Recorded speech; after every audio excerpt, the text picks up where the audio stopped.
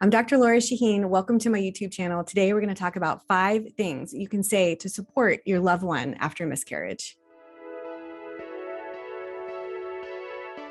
I'm Dr. Laura Shaheen. I'm a reproductive endocrinologist helping people build their families and supporting people through miscarriages for over 15 years.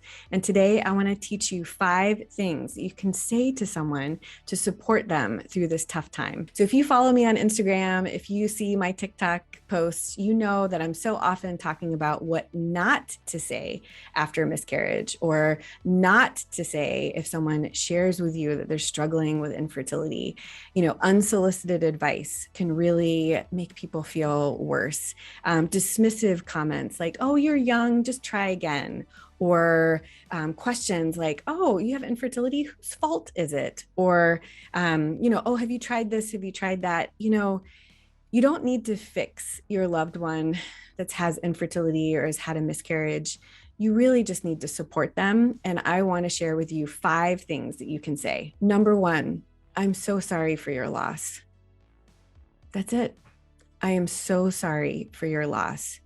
Miscarriage is a loss. Miscarriage is grief. It's not only physically recovering from a pregnancy loss, but emotionally, if you highly desired that pregnancy, as soon as you see a positive pregnancy test, your mind is going to due dates and your life with this child in your life. And when the pregnancy stops developing, when you have a miscarriage, all of those dreams are lost too. And so no matter how far along someone is, like sometimes people say dismissive comments, if it's a positive pregnancy test, stops developing around 5 or 6 weeks of pregnancy, that can seem early. We call this a biochemical miscarriage. Don't say something dismissive like, oh, you weren't that far along, or, oh gosh, well, at least you weren't, in your 3rd trimester, like my cousin's sister's neighbor.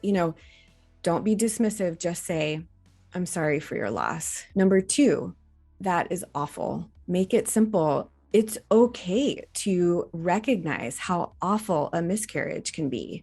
You don't have to try to minimize someone's grief by saying, oh, you weren't that far along, or, oh, you're young, you can just try again. You can say, that's awful. I'm so sorry this happened to you. That's awful. You can validate the sadness and the grief and the loss and just acknowledge that it's a terrible experience for some people. Number 3, you can ask your loved one, how are you doing today? And what I mean by that is when you're in the middle of grief and you have a loved one that's checking in on you, someone can say, how are you? It can be overwhelming. If you've ever lost someone, your moods, your feelings, your emotions change day to day, hour to hour, minute to minute. And it can actually be overwhelming when you're in extreme sadness to have someone ask you how you're doing. I know that might sound crazy, but if you've had grief, you might know what I'm talking about. And so if you're checking in with your loved one, you can make it less overwhelming by just saying, how are you doing today?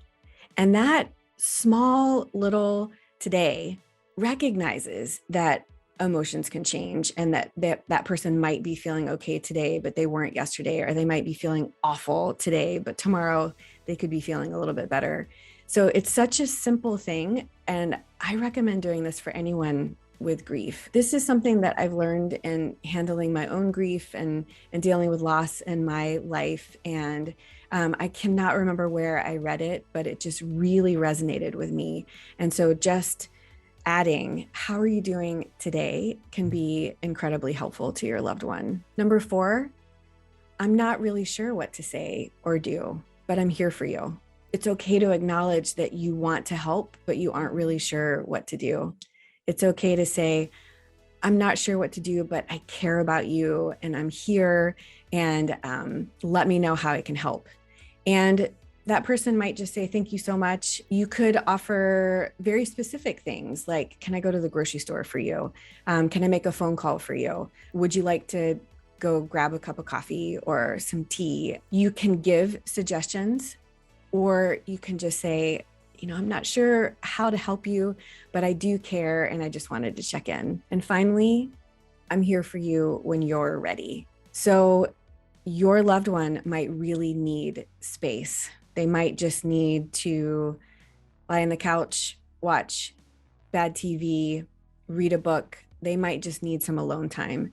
So if you are reaching out and checking in and they're saying, not ready to talk, don't want to go out for coffee, that is okay. It is okay to give them space, but also if they keep asking for space, respect that, but don't forget about them. It can be a little text every once in a while, like, hey, don't need to reply, just thinking of you and checking in. And allowing them to heal in their own time and in their own way is really powerful. So let's recap.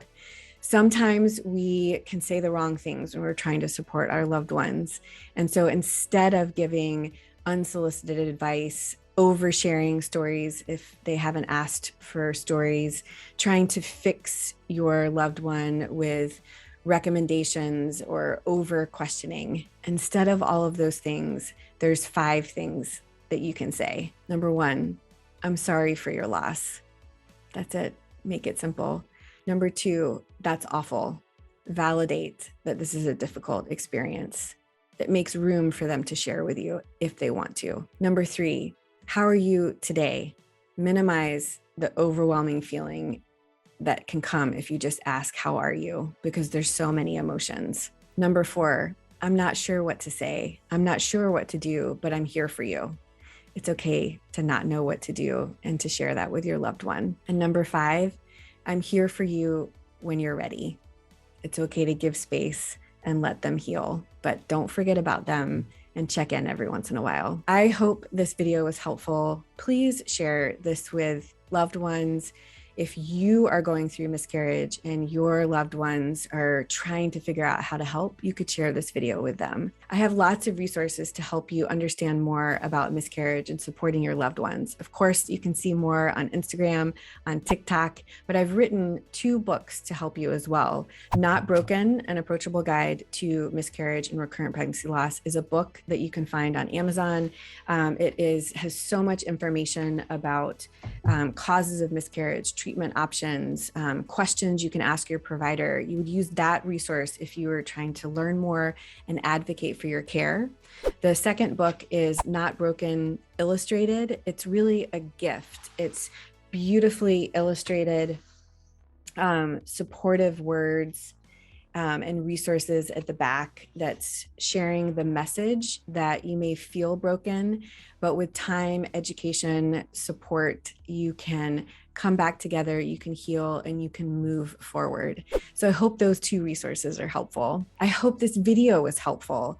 Like this video if it was helpful. Comment with questions that you have. Subscribe to the channel to learn more. Make sure and ring that bell if you want notifications for my next video is available. Thank you so much for being here and stick around for more learning.